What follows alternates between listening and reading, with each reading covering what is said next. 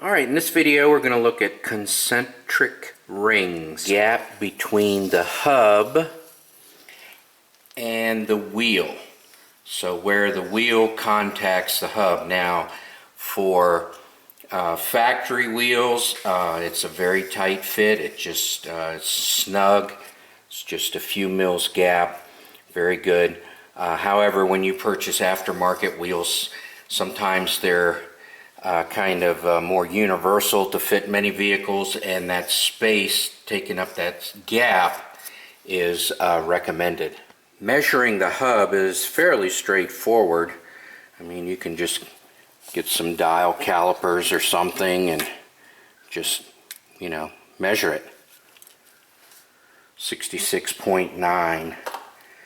And then when you purchase or make the spacer, you can get one that's close enough to fit.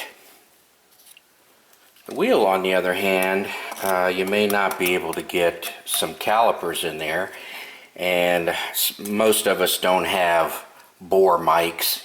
We're not engine builders or something. It looks like the letter T.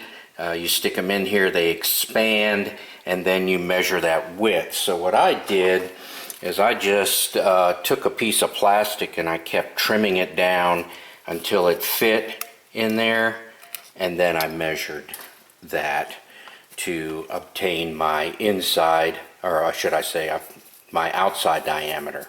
So as you can see on this aftermarket wheel, there is a spacer in there to mate up with the hub. So what you want to notice is when you tighten the wheel to the hub, there is very little gap there. You can see a little bit. I had a little bit of cleaner on there so you can see that, and there's virtually no gap between there. Now as you can see, there is no spacer, centric ring, or whatever. It's just a gap there. And this is the wheel that was vibrating.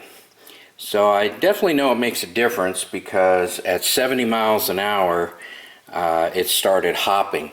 And it was really weird that it was not 68, not 69, but 70. And it would stay there until I dropped back down to about 68, 67, then it would go away. So it was really interesting.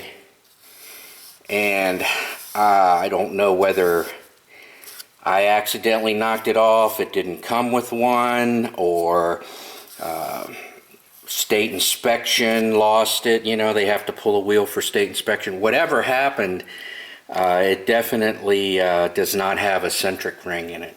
So I was going to make something on my lathe, but then I found a European company that manufactured these in all sizes. And so I just matched up my measurements. Let's see, here's the company. I'm not endorsing them, I'm just saying, just hub centric rings, HCR. It's just kind of plain vanilla kind of thing.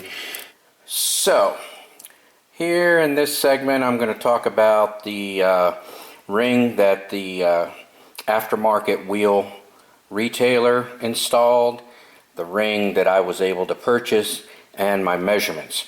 So for the hub, I measured 66.89.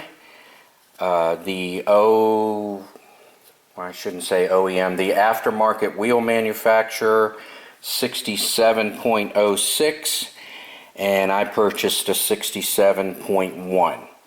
So you can see, everybody's, within a ballpark, and even the website that I purchased these from, these replacement ones, said, plus or minus 5 if you don't get the exact number. So I just got as close as I could.